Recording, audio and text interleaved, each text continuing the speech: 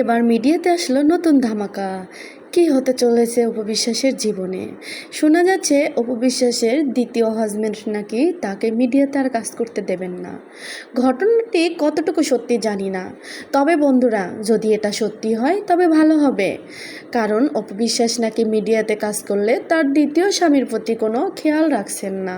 তাই তার দ্বিতীয় স্বামী স্পষ্ট বলে দিয়েছে তিনি মিডিয়াতে কাজ করলে তিনি তাকে ডিভোর্স দিয়ে দেবে।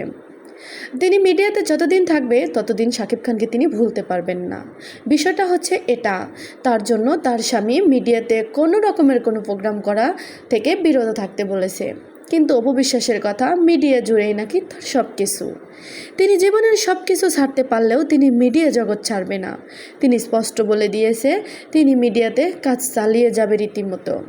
তার স্বামীর সাথে এরকম আচরণ ব্যবহারে মনোমালিন্য হয় তাদের সংসারে।